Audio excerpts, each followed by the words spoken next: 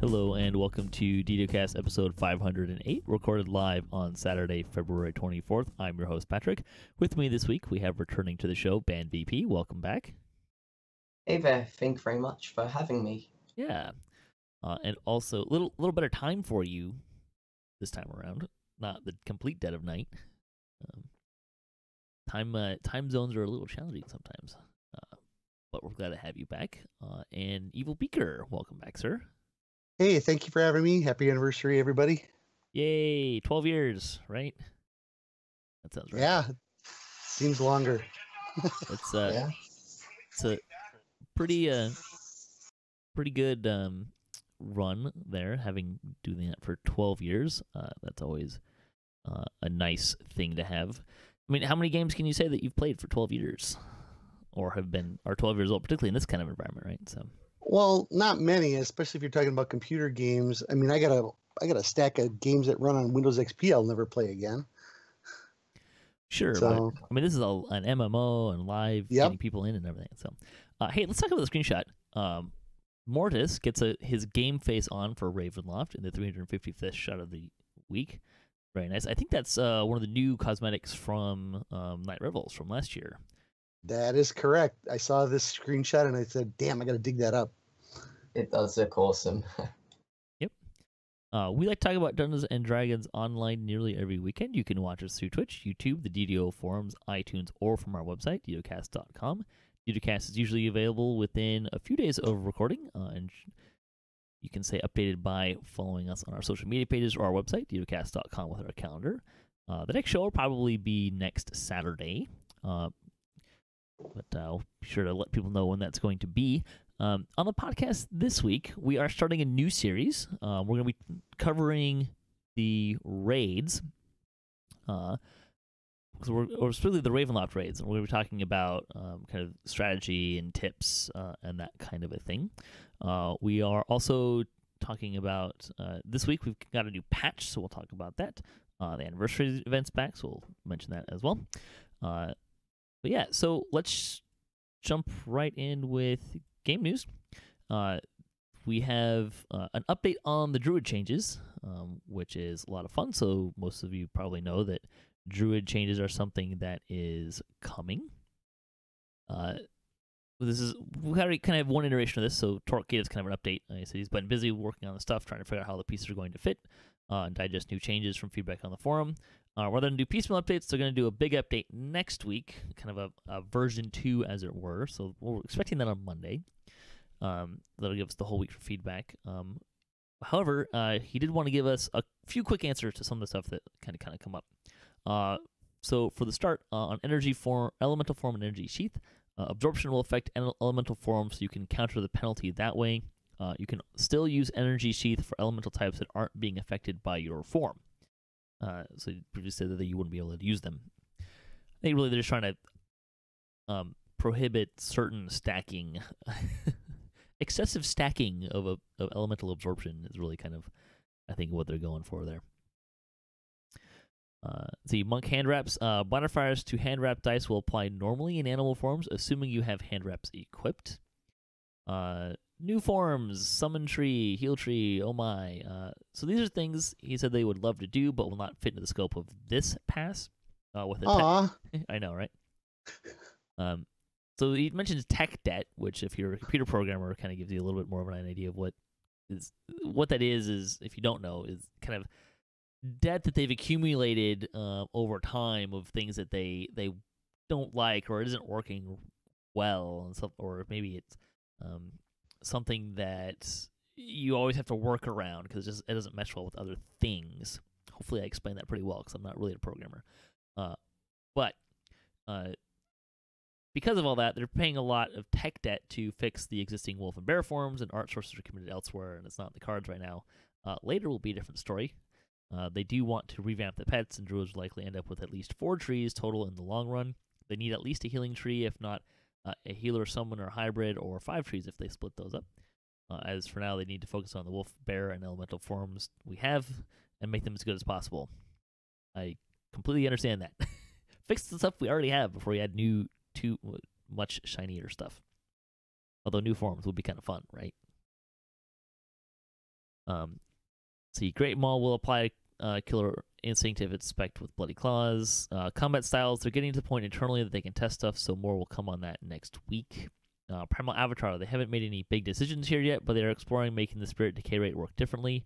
Right now, it feels like only a Warlock or someone using a combination of spell-based attacks with melee can even get this ability going. Since we have a pass on it, we're at the very least going to try to make it more accessible, which I am in major favor of. As long as I've noticed it can get kind of laggy when people use it sometimes. I think there's a stacking effect or something that might be buried in there, so hopefully they get that fixed as well.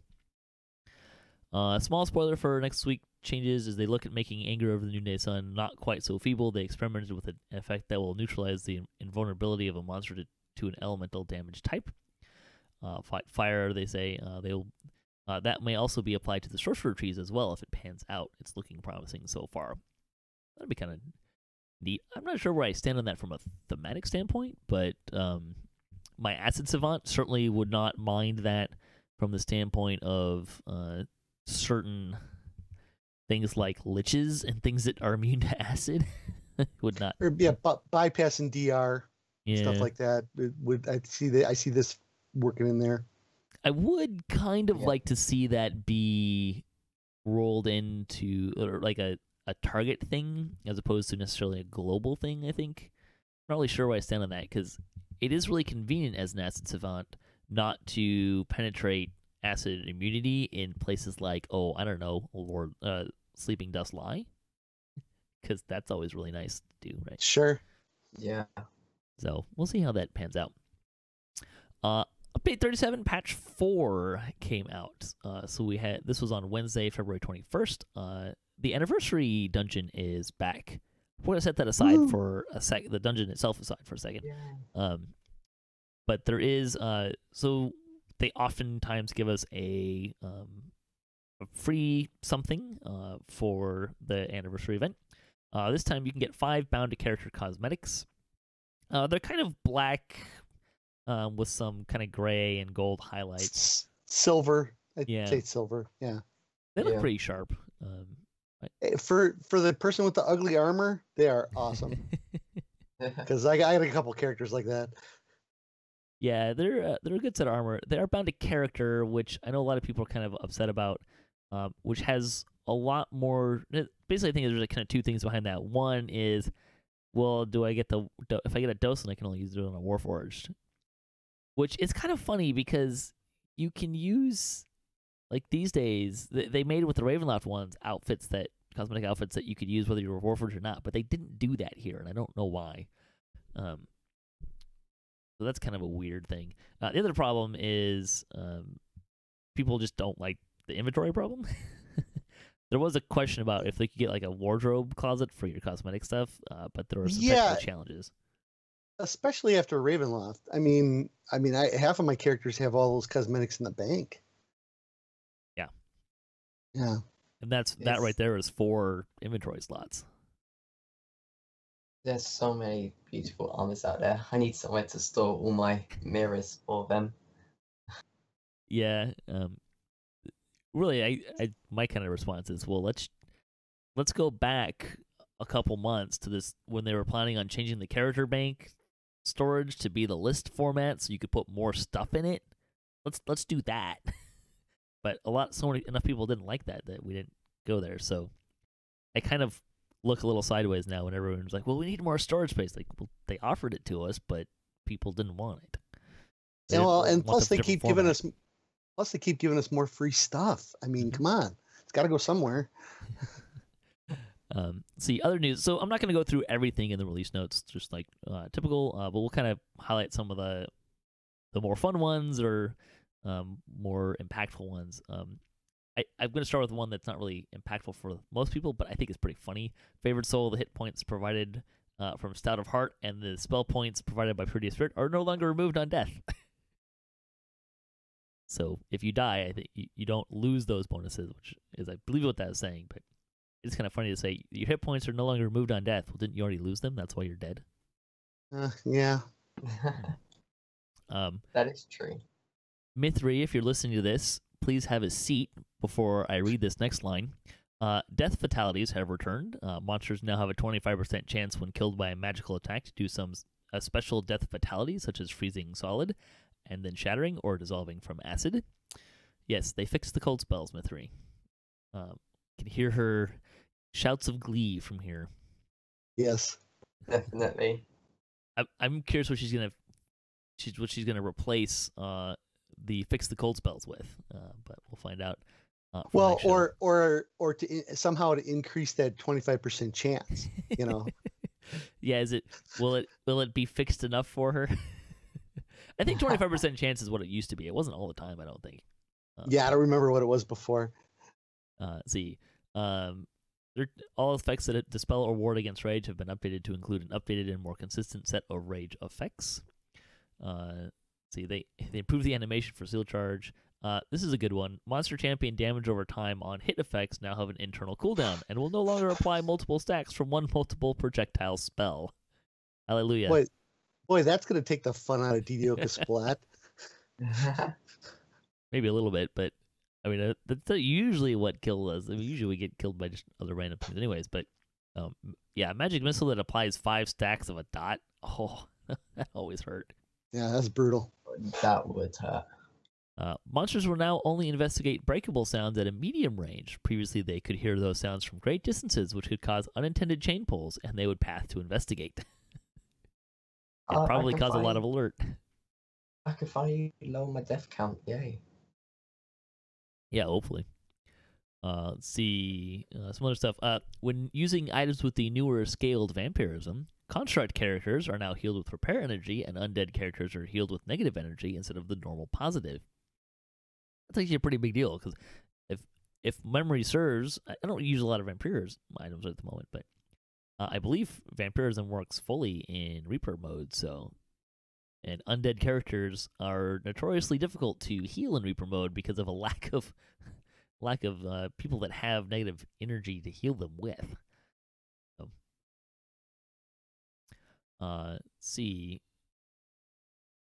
What else we got here? There's a couple of items that got kind of fixed with some stuff. The tooltip description of bleeding damage effects now accurately states the full damage being added by the effect. Silent Avenger no longer erroneously grants far more fortification bypass than intended. Aw, boo. Let's see. Undead should now be properly damaged by healing on Legendary, Elite, and Reaper difficulties. They moved the transport NPCs inside the taverns of Barovia, so that's really nice. That is, especially you can go to your guild ship now. That's huge. Yeah, that's pretty nice as well. To be honest, oh sorry. No, go ahead. Oh, thank you. I'm not really a fan of the guides being inside. I always saw them as like a taxi service.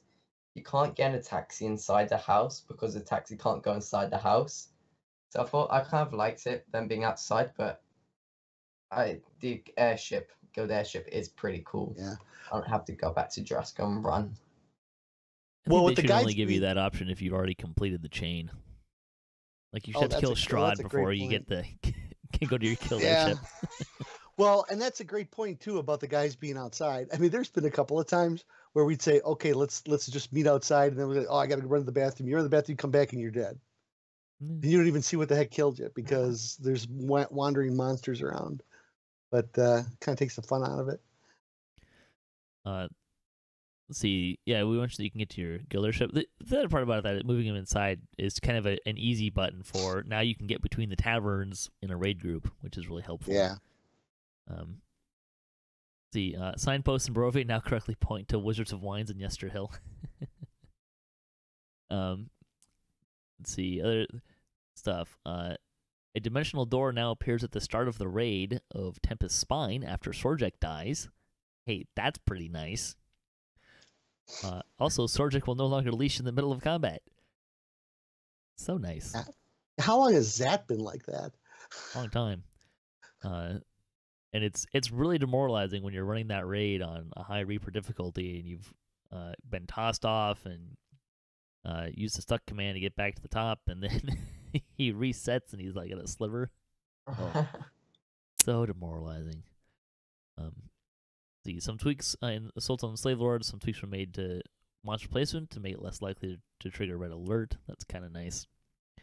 Let's see. Some dungeon alert changes have been made in Part 1 of Temple Elemental Evil. The Earth Elemental optional in the Lair of Summoning now has correct text, some stuff like that. The 2 missing rare encounters in King Forest can now be found and completed. That's it's kind of fun. Oh. Let's see. That kind of sentient weapons. Audio will now say the same thing twice in a row less often. They also put a new slider in audio options to adjust the volume of sentient weapon voices, so it gives you independent control of them. The other checkbox to mute or unmute them is gone. Pro tip: if you have a sentient weapon, when you log in, go here first and adjust the volume because it might be really loud. Thank you. That pretty much shattered my eardrums last night. It's like, because it is cranked up, folks, all the way to the right. So you might want to go in. You might want to go in there and adjust it. Yeah. And House J had a slight alteration to its layout as well in preparation for update 38. I actually didn't go visit that yet, but should go look at it and see what it is. So there you go. There's the release notes. Let's talk briefly about the anniversary event and the new items that came out. So, anything you guys want to say about those? Yeah. Go ahead, Ben. Oh, thank you. To be honest, last year when I came back from my break, I didn't really take part in the anniversary because I wasn't active then. Nowadays, it's got some nice clickies. They have some well, I can't remember the buffs, but they have some clickies for 20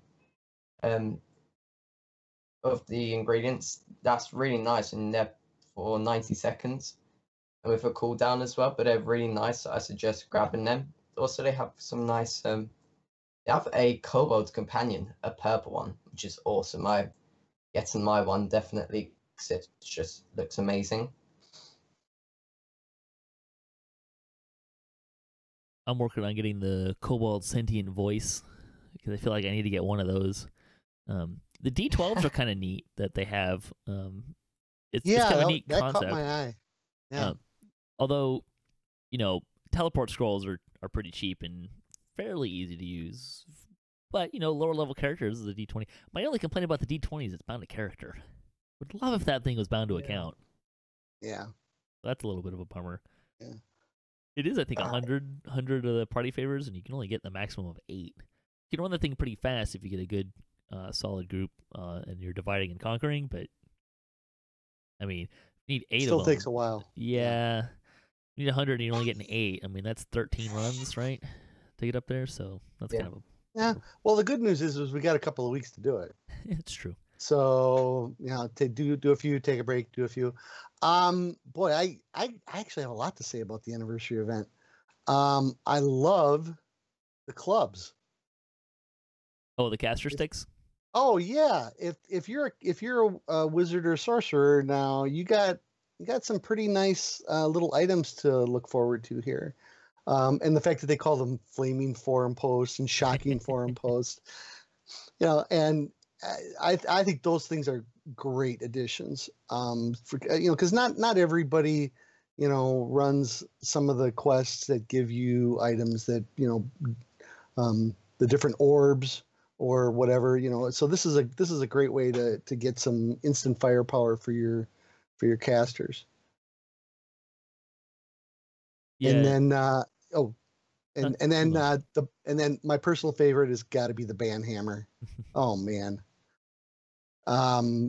Nice all around weapon for a character. So you got something in there for undead, you got something in there for constructs, you got something in there for, just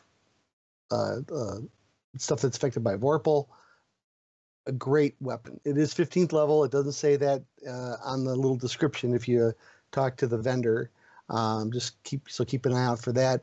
And then, have you tried the party goggles yet, Patrick? No, I haven't. Do you know what they do? I've heard. Oh, okay. Should we spoil it? Yeah, we should, because some people may not want to buy them without knowing what they do, and they may not want to feel like they wasted their ingredients. Yeah, well, it's 10 party favors, and I actually had 10 left over last night. from the run we did, and I thought, wow, what the hell? I'll just see what they are. So you can only wear them if you're 30th level, and basically they give you 20 negative levels, so that you are capped at level 10, which was exactly the same as when the game launched in 2006. So if you read the description, it says a blast from the past or something like that. Yeah. Yeah. My question is, if you're a 20th level person, you put those on, can you do a 10th level quest and get XP? Probably not. Yeah, probably not. But We need to so yeah, so they're cute, and they look like if you turn the cosmetic on, they actually look like a blind man's glasses. Huh. So kind of cute, but yeah, you're right. I mean, if you don't want the cutesy items or the cosmetic-ish items, don't waste your 10 favors. It would be an essential piece of gear, though, for the how low hit points can I make character. Yeah, there you go. So Definitely putting them on try and get Epic Reaper or Elite seems like a great challenge. Yeah, and then suicide to me. And then lastly, for the shield basher character, there is the motherboard, which is a tower shield that has some really good for people who use bashing and charging. That's a for sure to have weapon. Yeah, the weapons here, the items just in general here are some of the older ones aren't holding up as much because they were kind of I think they're before the loot changes, the loot revamp. So or like right after it. So we've gotten some better loot pretty quickly afterwards. But especially the newer stuff, like there's some quality loot here. It's not gonna compete with some of the higher end loot, but particularly if you're like a newer player, it's some fairly easy if monotonous loot that you can acquire that has some really good value. And it's fun that the anniversary dungeon. I mean, there's a breaking the fourth wall, and then there's just absolutely running it over like they do in this stuff. So yeah, and there are some tweaks and changes since last year when you're fighting the devs. Some of them you might not notice unless you take a breath, but there are a couple little changes if you take the time to look. Yes. Right, should we get into community news? The 200. Oh, sorry, I should not get into community news. Let's try that again. Let's talk about bonus days, because we didn't do that, and that's important. You have plus 20% Reaper XP and Heroic XP, not Epic XP, which is kind of a bummer. I wish they would have done Epic XP as well. But there's a 5% VIP XP as well. That is through March 4th. So that's not just this weekend. That's all of this weekend, all of next week, and all of next weekend. There won't be a bonus day for next week. It's just going to be this one. But that's a pretty nice bonus, except for the Epic thing. That's a little bit of a bummer. Well, and it's important to note here, too, you run the anniversary event first time with a fresh character, you're going to get a bunch of XP. Yes. Plus this 20%, and then if you're VIP, another 5. Ooh, man. Well, if you're in Heroics, you'll get a plus 20%. Yep. Yes. Yeah, Heroics. When I was level 29 yesterday, I got 150,000 from it. First time no bots running, just shit buffs. But holy poop. Yeah, it's the same is true of the Night Rebels events. I don't think the Crystal Cove one quite does the same thing, because I don't think it has a star mechanism, if I remember correctly. No, it's not they're not challenges. Yeah. Yeah. But the Night Rebels ones do the same kind of thing as well. Store news, so you can get double bonus points and autos boxes through March 4th. It's a good time to get those if you're looking for that. You can customize your campaign. That's the sale this week. You get 20% off of select adventure packs, monster manuals, attack spell, sentience toolkits through March 1st. And the freebie for the week is a Mirror of Glamoring with the coupon code MEROR. And that is awesome if you've been sitting on your Barovian Barovian Mist cosmetic because you need a Mirror of Glamoring to activate it. So that's a good get. Because I don't think they've had Mirrors of Glamourine on freebies since Ravenloft. I've been waiting for this forever. All right. Now let's talk about community news. The 272nd Chronicle. Many players suffer from cats blocking their screen. Bolo Grub is doing something about it. So if you have that problem... I do. I'll have to check it out. I mean, my answer would be to get rid of the cat, but that's because cats and I don't get along. So, Massively OP wrote about DDO in a new Perfect 10. That was kind of a fun article. Someone writing there came back to DDO, and this is an article that talks about 10 things. We kind of talk about the 10 things you discovered after returning to DDO. Some of them were good, some of them were critical, but I think they were streaming that too last week. I could have swore I saw them on their stream. Whether they recorded or not, I don't know. Sip wrote an article by his BioBreak blog that talked about running with some people from kind of the industry kind of people, but I don't know if that was the same thing as this one. But see other community spotlights. Voodu Spice wrapped up his ASMR project. Strim Tom explained the Bavala Saga raid. So you want to check out his explanation of that. The guild for the week, Anne's Old Gown, is a Kenneth-based guild looking for players who play at least once per week. You can read more about them through the Chronicle.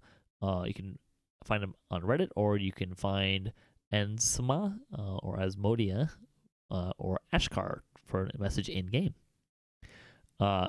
The comment for the week, happy 12th anniversary DDO, make up your own question this week. Yeah,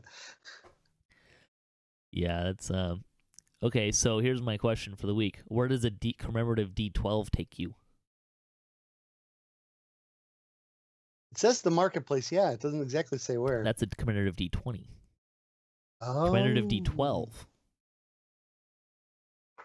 I don't, no idea. No. We'll work that. You don't use it very often, right? So maybe somewhere that's completely out of the way and maybe not so helpful. Ooh, Cyber Atoll, maybe? Oh, there you go. I don't know if that's far enough out of the way, though. It takes you up to that far point on the top of the Stormhorns Mountains. Or maybe it just teleports you above the marketplace. You know, like the teleport fail? Yeah, like a teleport fail, right? Yeah, there you go. The fan site news. We got a shout out for our 507th episode in leveling 25 and 26. It kind of wrapped up our latest series on leveling in those quest levels. We'll hit 27 to 32 in the near future. DDO Players News talked about Gen Con and more. Batch Lagora was playing DDO every Friday on Twitch. The Damsels of DDO recorded their 84th episode. Mickey entered Raid Week 62. Gaming SF brought Fire Resistance. A very, very bad guild reached the end of the road. City has a Reaper Conundrum, even though it has a litany of problems in her latest Streamin' with Even stream. And Paulnay ran the Catacombs. Also, BandVP here, you launched a new video series. Do you want to talk about that? Pretty much it's just what we done, summarizing the release notes, the patch notes, just so players who don't understand it can hopefully understand it. Just trying to explain it all. Sure. Let's see, other stuff. Krovan went through the release notes and looked at the anniversary rewards and more in the latest weekly Wednesday lunchtime live stream. And the forums now have a new login flow, which I think is basically you have to go to the forums to log in as opposed to anywhere else on the page, on the website. Let's see, blogs this week. MMO Bro talked about needing more D&D in MMOs, and was really kind to DDO in general and kind of pulled a lot of things out of there. But if you want to see kind of what he's thinking in terms of what D&D, it's not just what makes DDO great, it's kind of the principles behind pen and paper that really impact and can help make DDO better, but also just MMOs in general and why they should take some lessons from D&D. We talked about the Perfect 10 from Massively OP, and I mentioned it earlier, but BioBreak had a No Tears for Sip article. which was talking about him running with some people that were kind of professional acquaintances of his, and people who work kind of in that vein, writing for gaming and stuff like that. So, see, DDOCast news, DDOCast Splat. We had, I think, our 6th episode of our quote 3rd season. It went much better. Like that. It went much better than last time. That's because no Reapers showed up for the party. Yeah, right. It's funny. We ran Rainbow in the Dark on 2 skulls and got our butts kicked. And we ran Rainbow in the Dark and Ritual of Sacrifice and running with the Devils on 1 skull, and it felt easy. Yeah. So maybe we're having a lousy luck or something. I don't know. Or we're getting tougher, one of the two. I don't know. From week to week, it probably wasn't too much of a difference. But hey, there you go. Well, and we even had a hireling in the group too. So yeah. What you can do? All right. Let's talk about Lightning Post. We didn't get any emails or comments this week. But I liked this question because we're actually kind of talking about this before the show a little bit off air. This came from Morden on Ryan. The question he asks is, why is the most concern with the devs seem to be new and more content as opposed to fixing stuff in general? And one of the things we kind of talked about you can see in these release notes, right, that there's a lot of stuff that they are fixing more stuff right now. This question's a little bit older. But it does seem like since Standing Stone Games, they became Standing Stone Games, there's more focus, I would say, or perhaps also more freedom to kind of take care of some of this stuff. Yeah, it seems like people, if you work in a business environment or a programming environment, you work on the big project. So what's the next big thing? Well, you work on that too hard, too long, you get burned out a little bit. Maybe there's like, okay, take a mental health couple of days and figure out why people can't jump up this ladder, or why Sorjek can't use Dimension Door. Gosh, how long has that been sitting out there? So go back and fix some of the little things that we've kind of been sitting on for a while. I think this is great. I think that is the way that helps keep DDO nice and fresh and functioning at a good clip, where you don't have to worry about too many broken things in the past. It's just making it more smoother, which is, I'd rather have quality over content. So I'm pretty sure many other people can say, I mean, it's a better experience for the player when it's more smooth. It's like as Evil said, going up the ladder. If you're not able to do that, it takes away some of the enjoyment. So I feel like it's actually a really good idea that especially this patch, they've worked on some smaller bits as well. Yeah, I also like that it's noticeable that they're putting out more patches. So we're getting more incremental game fixes and addresses. They actually already scheduled a hot fix for Monday because there's some stuff with particularly the Cobalt Sentient Gem and some other stuff with the new anniversary items. So there's a couple of bugs and they're not talking right or not talking at all. So it's great to see that there is that. I think it's a bit of a change in focus, right? Standing Stone Games now is, I believe, owned by the employees.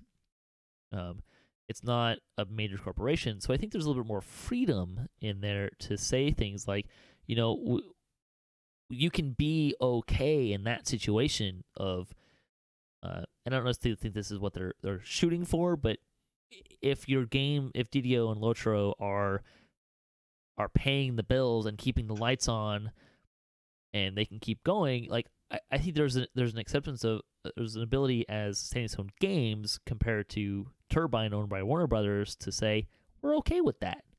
Like we're not trying to break the bank or anything like that. Now I'm sure they're trying to make money and so they can invest into future games, because if they don't, eventually DDO and Lotro are going to peter out. I mean, you could say maybe that may be in 20 years, and that'd be cool. But at some point, this game is not going to be profitable for them. So they need to make enough money to build their next thing and invest in their next thing, whatever that's going to be. But I think that they have more freedom to say we don't have as much pressure from quote corporate overlords of how much money they have to make and goals that they need to make. It's for them. We basically just need to keep the lights on. Yeah. One other thing that this kind of jumped out at me a little bit was, if anybody's ever worked in a programming environment, if you go back and fix older problems, you figure out why they were broke in the first place. That way, when you guys put out new content, then that content has less of a chance to be broken. Okay. How many broken ladders have we seen in the last, I don't know, 2-3 new dungeons that we've run through? Not as many as back in the day. It was like we were getting a broken ladder every other dungeon. Mm-hmm. So I think there's also something to be said for learning from your mistakes with going back and fixing some of the older stuff. There's a lot of continuity going on too. It seems like if you look at at least the DDO team, which are the people that I kind of pay attention to, doesn't feel like there's as much turnover, particularly in the people that are kind of really driving things, and at least in terms of the head developers. Severlin's been the executive producer for longer than probably the previous 10 people combined at this point. So there's a lot of continuity that's going on, which was awesome, and that helps you get kind of through some of that stuff.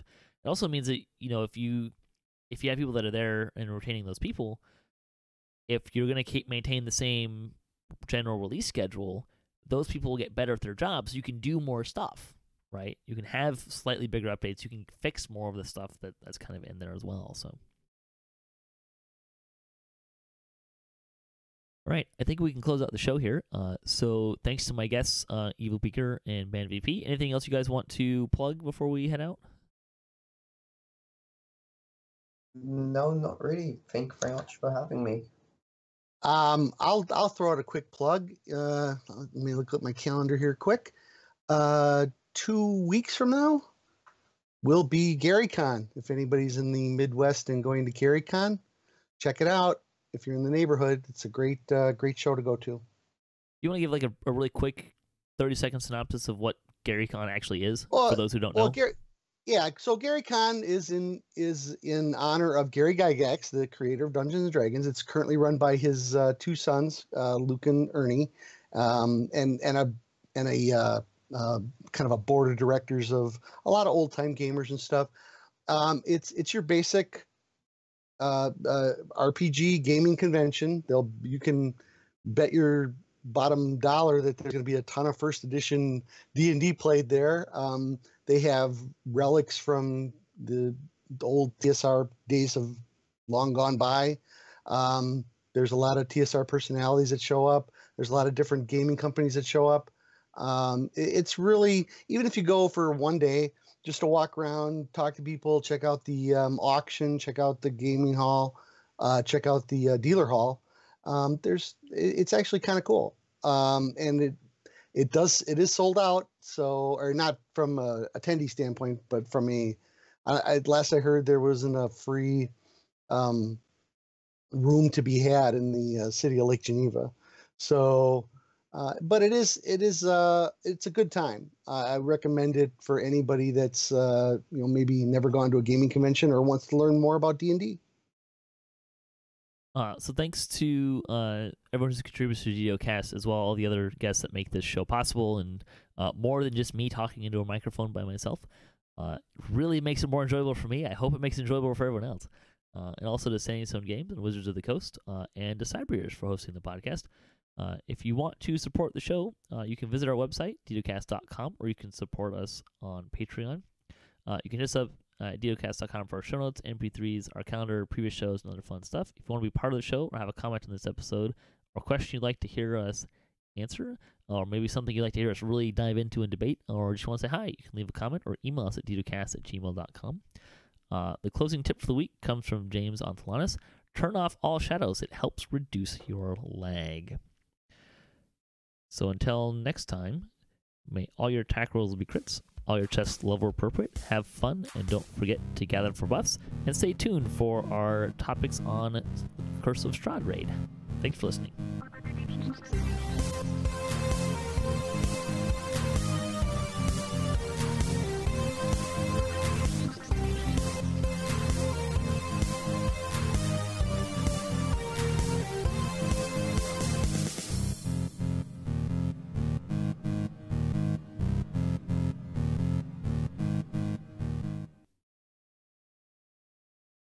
Hello, we are talking about the Ravenloft raids, kind of this session. Specifically today, we're going to be talking about the Curse of Strahd. This will be our DDOCast official strategy guide for how to do this. We like going through the raids specifically because it's a big part. They're more complicated, all that kind of stuff. I'm your host, Patrick. With me this week, we have one of our raiding experts, Voodu. Welcome back, sir. Expert's a strong term, but hey, everyone. It doesn't take much to be an expert for this show. So yeah, like I said, we're going to be talking about Curse of Strahd and kind of do our strategy guide. It'll probably take us a couple shows to get through this whole thing. But just kind of as an overview, let's start talking about kind of bigger picture. We were talking about before the show, this is not, neither of the Ravenloft raids are terribly complicated. You can kind of get through them without too much metagame knowledge in that sense. But there's a lot of mechanics that maybe will give you trouble, or it would be helpful for you to understand, to kind of know what's going on, and that kind of stuff.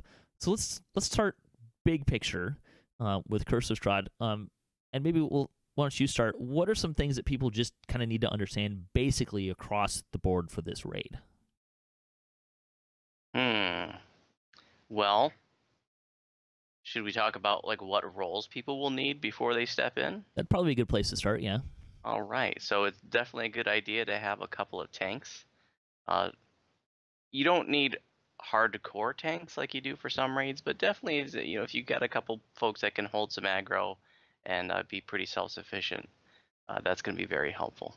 I would add to that an intim tank is very helpful in this raid. Big time. Not just someone who can take damage, but an intim tank, someone who can block and keep grabbing aggro, and we'll talk about why that is. I mean, I definitely think a proper tank should have Intimidate. But sure. That's just me. I know some people like to just hate tank, but Intimidate's so wonderful. Part of the reason why I bring that up is because my bard, whose intim is only in the like 50, 60 range, actually can intim pretty much everything in this raid. On Legendary. Wow. I don't know if that's intended right now, but I kind of played around with it, and you can actually, the intim is not high in here. Clearly, you're not a charisma-based bard if your Intimidate's only 50 or 60. I don't think he has any rank spent in it, and he doesn't have any intim gear. Like, his intim is just charisma. Okay. So an intim tank, what else? We're going to want to have remove curse pots. That's going to be really huge. And don't walk in there with, 5 or 10 of them. Make sure you got, at least 25 of them before you even step into this raid. Casters may like break enchantment, which is kind of like can be a mass curse removal spell. Artificers have the admixture remove curse that can be helpful as well, kind of along those lines. And monks have an ability they can remove curses too, don't they? Yes, the positive finishing move, you can make it to remove curse, which is the only one of those that I think is worthwhile. Anyways, but that's another topic. So what else? A healer or two would probably be helpful. Oh yeah, definitely. It can be helpful to have some Big B's guiding hands too, because there's going to be some places that is helpful to mark on the map. It's not necessary, but we find it helpful. Yeah. A trapper. I would say you're going to want a trapper. Critical. It's fascinating that we have a raid now where a trapper is absolutely critical. Like, I'm not even sure this raid... You could do it without a trapper, but it would be more painful. It would be extremely painful to do that without a trapper. I've never done it without a trapper. We'll get into that later. I would say, while we're talking about personnel, if you're looking to do this on hard or higher, you're going to have a death timer. On hard, it's 1.5 minutes. Elite, it's 2 minutes. If you were doing it on a Reaper, I don't know that the standard Reaper penalty goes above 2 minutes. But anyways, you're going to have to deal with a death timer. So I would say that if you're doing this on Elite, you're going to want at least 2 tanks in case one of them goes down. And you're going to want at least 2 trappers because you don't want to be stuck in the trapping section waiting 2 minutes for your trapper to get back up. So I would keep those things in mind. Otherwise, your standard DPS, an instant killer, well, specifically a hurling warlock. There's some undead that you can insta kill that it's kind of nice to do that. A little bit of crowd control is helpful. But otherwise, DPS, kind of your standard thing here. I would say that in terms of DPS, you do not need a high bursting caliber DPS. You can get away with less DPS in this raid than you can in some other raids. There's not really... it's helpful, sure, but there's kind of ways to get around the more DPS-y parts of the raid. It's not... You don't have to deal with a problem of having to deal a massive amount of DPS in a short amount of time like you do with Baba. So that's something you can get away with less DPS is kind of where I'm getting at in this raid than maybe you're used to for raiding. I think that covers the personnel. Let's talk about some of the mechanics because there's some stuff that's important to understand here. You mentioned curse pots. There's kind of 2 main reasons why you're going to need a lot of curse pots. One is the shadows. There's shadows of, I think they're called shadows of hate. Yep. There's some red ones which are a little bigger. There's actually 2 sizes of red ones, but they're functionally the same. And then there's the orange named ones, which can be crowd control and insta kill and that kind of stuff. They're all undead. The important thing to know about them is not undead. Actually, I wanted to make sure that we mentioned that they're actually outsiders. So it's confusing too because they're called shadows, and most shadows in the game, those are undead. But the shadows in the Strahd raid, the shadows of hate, they're actually outsiders, which is why you can. I thought I checked that, and they said they were undead. Monster. That's why you can do hold monster and stuff on them, because they're not actually undead. Yeah, you can crowd control them, which is really nice. That's a good distinction to make. But the important thing to know about them is if they hit you, they give you a curse that can stack. There's probably a limit of where it will stack, but you'll probably die before you reach that. Because what that does... It's pretty big if there's a limit. Yeah, right? I've seen like 20 stacks or so. What it does is it reduces your hit points by a percentage for every single stack. So this is why it's really handy to have an in-tim tank specifically, not just someone who can hold aggro and swing a weapon. Because if you block, you don't get cursed. So there's a couple places where you're really going to want to have someone be able to shield block, turtle up, and really just own the aggro. And, that person wants to position themselves to give everyone else a really good platform to hit them without getting hit by the other one because they're often in pairs. So that's really important to note. You'll run into Strahd several times. Strahd has a lot of curses that he likes to do. One of them, prevents you from spellcasting, which is kind of annoying. One of them prevents positive healing, which I actually had a point where, in a very critical moment of the raid, at the very end, where I had the one item that you need to finish the raid, which we'll talk about, the Sun Sword, I got the healing curse, and I threw 2 lay on hands on myself before I realized why I couldn't be healed.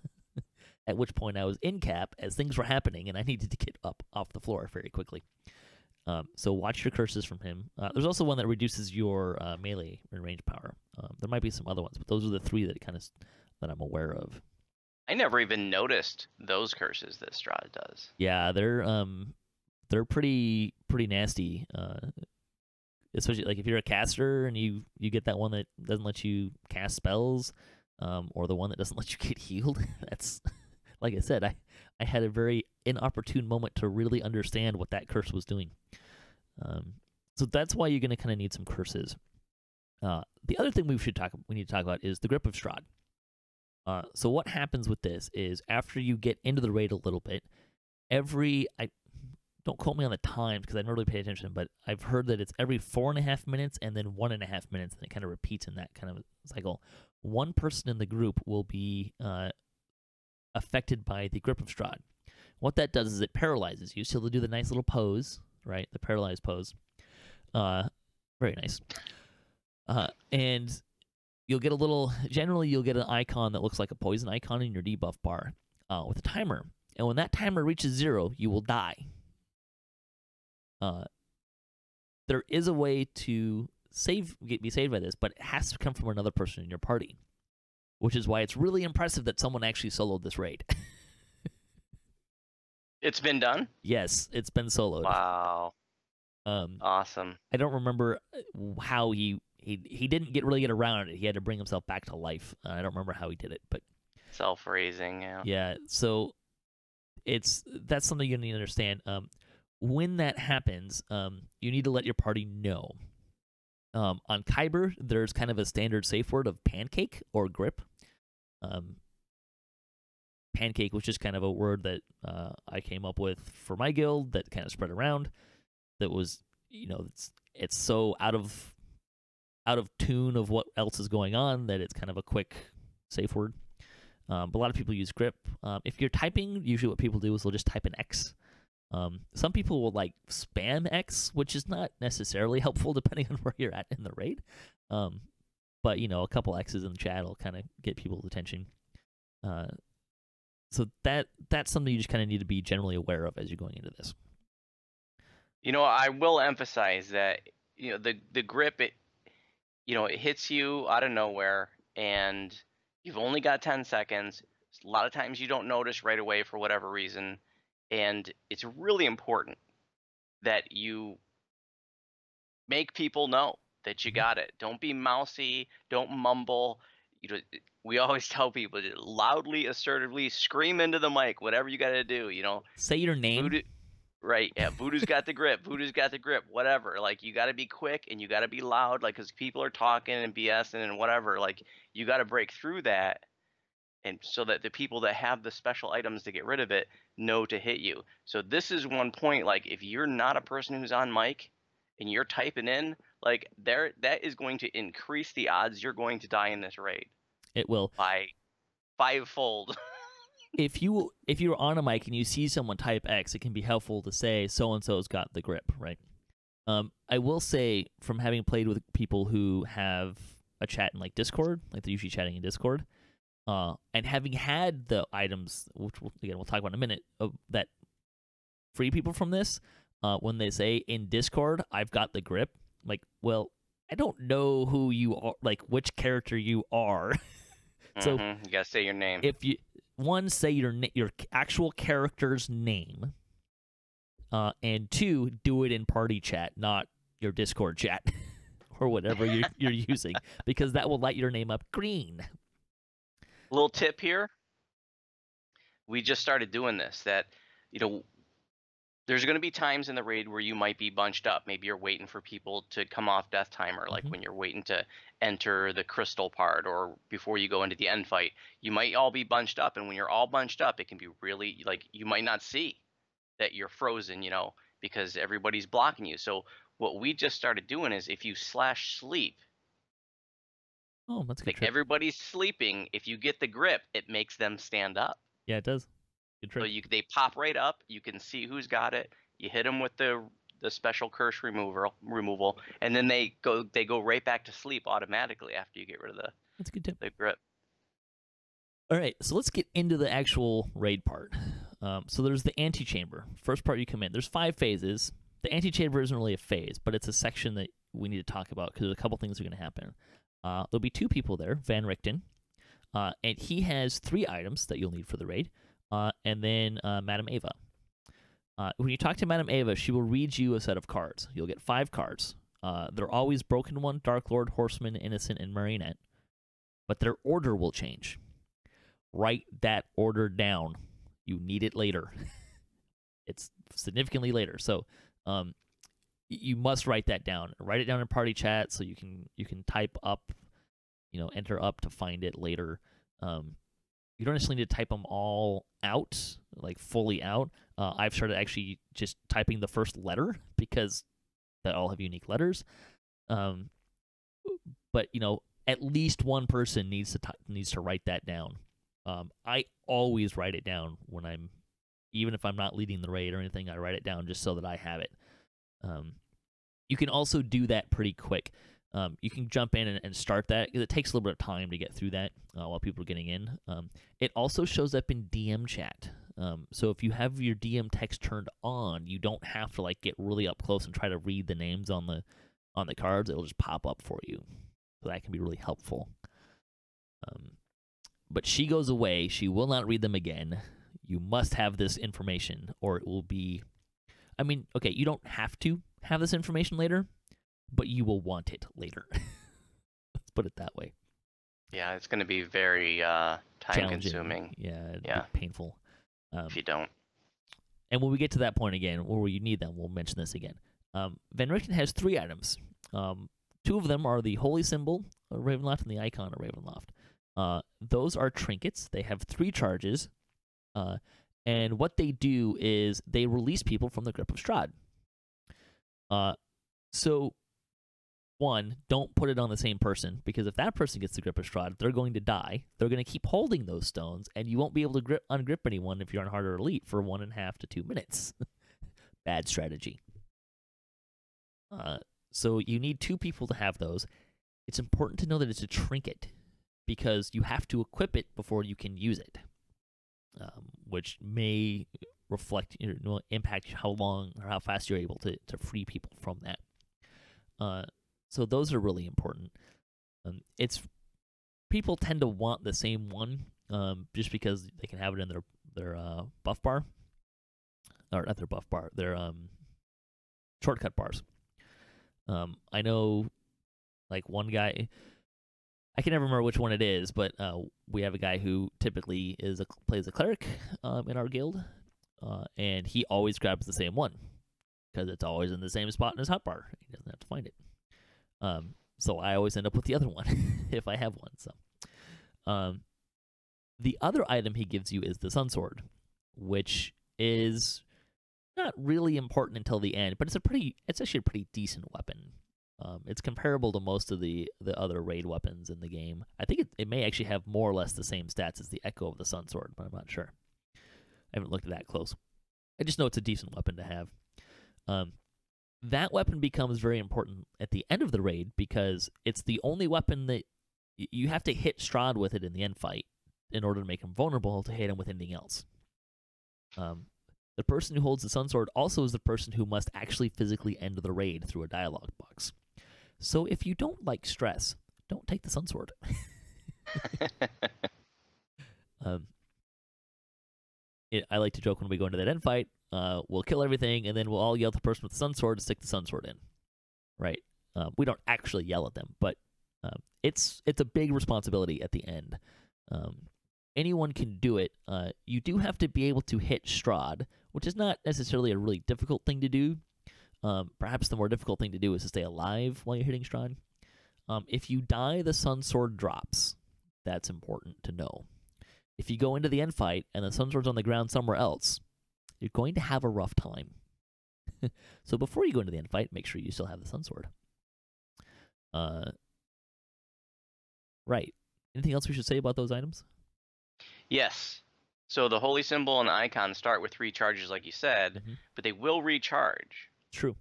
I think they have to be equipped to recharge, and they only recharge back up to 1. But when you have it equipped, if it goes down to 0, like you get a charge back within about 5 seconds. So you don't have to keep it equipped a really long time.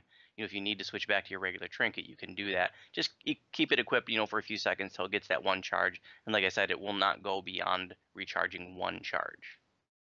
Yeah, so there's never actually a point in which you'll get a grip that you can't ungrip them. You can shrine to get them all back, which can be, but it's not really a critical thing. I'm not sure if you need to equip it. I've noticed it recharging, but I haven't really paid close attention to when it does. I kind of had the impression it came back when a grip happens, but I wasn't really sure. I haven't really haven't paid that close attention to it. All right, so let's get into phase 1, which I have identified as the crypt. You'll come back to this area, but it's kind of where the crypts are, or maybe there's a bunch of pillars. There's a center area that's really nice and clear. That's a little bit wider than the rest of the kind of the rows and columns. And then there are pillars all around the room. There's actually 4 columns on the west side and 4 columns on the east side. And then there's, I think, 3 or 4 rows, depending which column you're in, because they kind of offset, right? And then each of those columns has a door. At this point, it'll be red. Don't even really need to worry about them right now. Rahadin, Strahd's like butler dude that you've run into a few times throughout the chain, will be in the middle, and you have to kill him. He will spawn 2 of the red name shadows and a couple of hellhounds, and you basically just have to kill him. What we like to do is send in someone who can int him, lock at least the 2 shadows down. I tell people that if they pull aggro the shadows and pull them away from the tank, they're responsible for bringing him back. Because if the tank does anything that, including self-healing or remove curse pots, the shadows can hit them while they're doing that, and they'll get more stacks of hit point reduction curse that we've talked about. But otherwise, it's a pretty basic fight. Lock him down and kill him. Yep. Don't disperse too much because you can grab aggro some trash that's around the outside. Try to stay pretty tight here. Yeah, at least during the Rahadin fight. Depending on the party makeup, I'm usually okay if like 1 or 2 people with insta-kills, like a hurling warlock or someone pretty that can handle it, can go around and start killing the extraneous shadows around. But especially if your DPS is light or you're doing it on a higher difficulty, that's probably not the best plan. The kind of important thing to know is there are 21 monsters to kill in here. They always spawn in the same spot. Some people have tried to tell me that they spawn randomly. It's not true. They're always in the same spot. So you can learn where they spawn. But you want to get all 21 kills. You're going to come back to this room later. And I have tried killing only Rahadin and then leaving. And then when we came back, we had way more stuff to deal with, and it did not go well. So kill everything that you can find in this room. There's 21 kills to find. Once Rahadin is down, the barrier to the east crypt will go down, and that's where Strahd is at this point. It's actually the background picture that I'm using. And you go down and you find him, and he goes through a dialogue. And then, but once he's done with that dialogue, or starts the dialogue, I'm not sure exactly when the timing starts, but once you activate that, that's when you're going to start being gripped. That kind of starts the kickoff for the grip. So it's actually kind of beneficial to get all 21 of those kills before you start that dialogue. Otherwise, you might get gripped while you're fighting all that stuff, which might be inconvenient.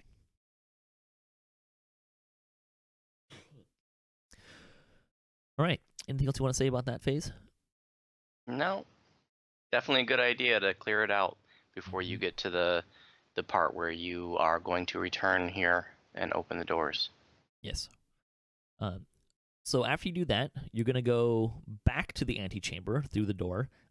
Do know that if you need to leave here, this is also helpful to know when we come back in phase 4, if you have to leave here, this door has a timer on it to go back to the antechamber. So you can't just click on it and escape. There's a little bit of a delay that you can get interrupted for. Obviously for strategy mechanic, making the raid a little bit more difficult, so you can't just like run away. But you go back to there and you talk to Van Richten, who will open a D-door, and he will send you to the North Tower stairs, where you need to go and destroy the heart. Voodu, why don't you tell us what people can expect in the North Tower stairs? Lots of traps. Yes. And tall stairs. Lots of stairs in Ravenloft. So got a very tall shaft. Spiral staircase. Of a spiral staircase, right? And there's going to be spikes at the bottom, spikes all along the staircase, air jets that are trying to blow you off of it, spikes that'll pop up. And the spikes, some of the spikes, they're like spears. They're kind of translucent. They're kind of weird to Very see. hard to see. It's the thing I least like about this raid is how hard they are to see. Depending on how you have like your gamma settings, they could be extremely difficult to see. But you can actually sort of like very carefully move through them. It's very tight, but those spear spikes they're static. Your trapper can't remove them, but so you just have to navigate through them. Otherwise, if you get hit by them, it's going to do force damage, and it could be pretty significant if you just haphazardly run through them. It could kill you if you had lower hit points, or even if you had high hit points and you just got hit a bunch of times. There's also a heavy gravity effect here too. So if you get blown off or fall off, then you're going to just drop like a stone to the bottom where there's more of these. If the bottom is just covered in these spears, these translucent spears. I do want to mention with these spikes, you'll recognize them as kind of like the illusionary type spikes. Just moving through them will hit you. On hard, the damage is around 350, I think. There might be some mitigating. I'm not sure if MRR affects that or not, but they're around. I get around 350 when I get hit with them, generally speaking. Moving through, they're the kind of spikes that if you move through them, you'll keep getting hit. It's not just like if you hit the tops and fall into them. They're also a will save, not a reflex save. I didn't know that. Which is important to know if you have evasion. It will not help you because it's a will save, not a reflex save. They look like the spear spikes in Party Crashers. Yes. There's that one hall where you're looking for the correct rune that's floating around, and you got all those spears there. Yep. That's what they look like. But then you mentioned there's the blade traps, which are our standard reflex saves. There's some spell wards, but the air jets are the ones that are really, really get you because they'll blow you off, which means you have to climb up the stairs again. But like you said, there's a bunch of those illusionary spikes down at the bottom. And then there's going to be trash too that you can drag, when you come back up. Or if you die down there, then somebody's got to go get you. And then you get put on timer. And then if there's trash down there, and when you make your way back up to the party, you're dragging that with you. And so that can just be more hassle. But people are going to fall. I mean, it's almost guaranteed to happen that they're going to fall. They're going to get blown off for one reason or another. This is going to happen, and you're going to have to know how to deal with it. And it's pretty easy to get your party really spread out here.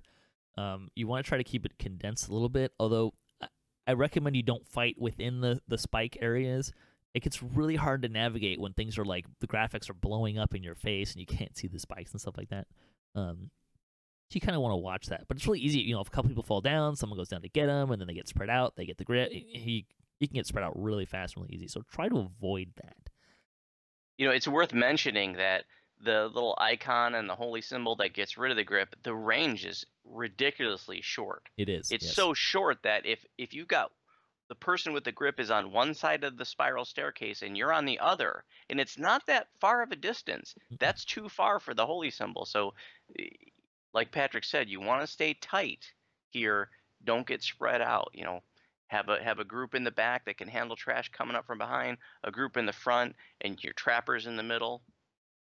The trash you can run into are construct statues. They're like armors.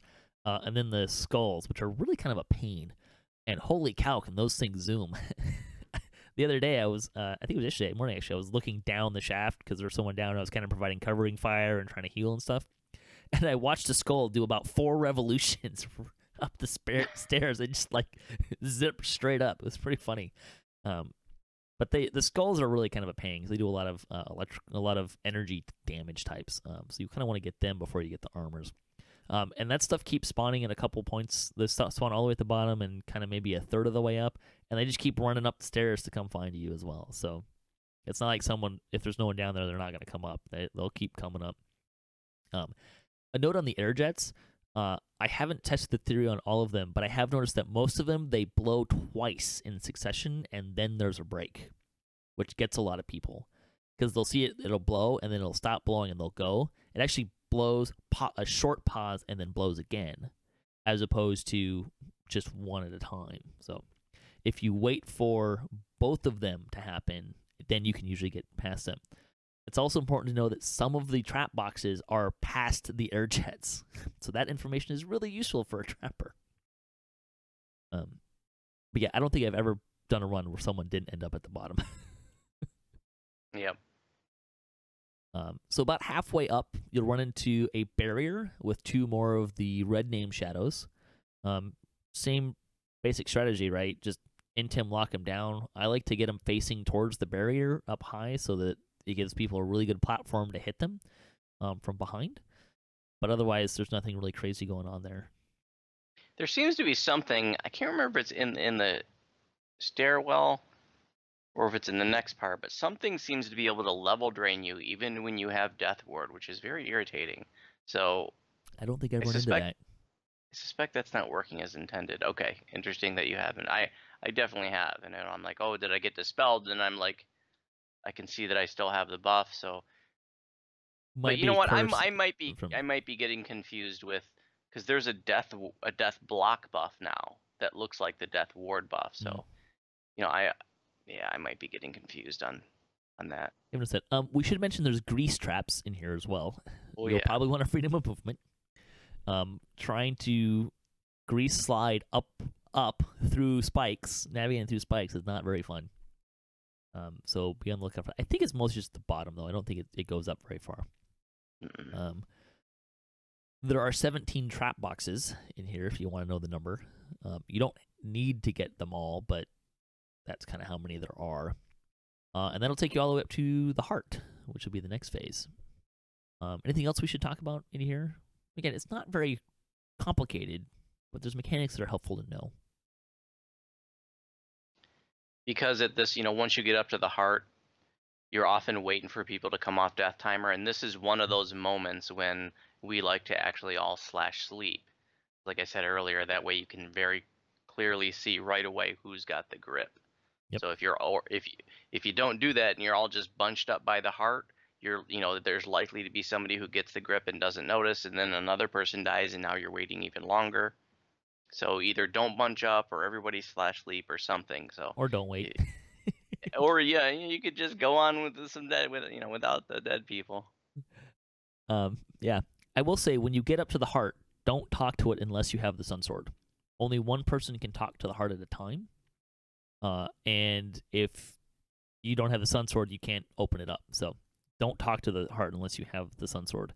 We should also mention that the door into the first phase from the antechamber, only one person can talk to that door at a time. And the first time someone goes through it, you get a dialogue box. And that dialogue box just basically says, if you go through this door, you lock the raid. After that, you don't get the dialogue box anymore. But just know that only one person can actually talk to that door. So,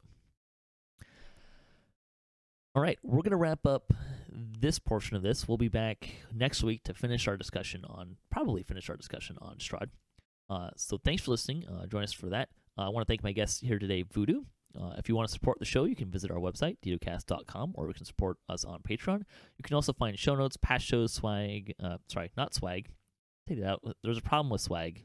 I'm trying to figure out what I can do in my free time with that, but that's not a lot of time right now. So, but you can get the show notes and past shows and stuff. You can also find us on social media and follow us for latest cast updates. I'm at DDOCast on Twitter. If you'd like to join the discussion, leave a comment, or you can email us at ddocast@gmail.com. And until next time, may all your attack rolls be crits, all your chest level appropriate, have fun, and don't forget to gather for buffs.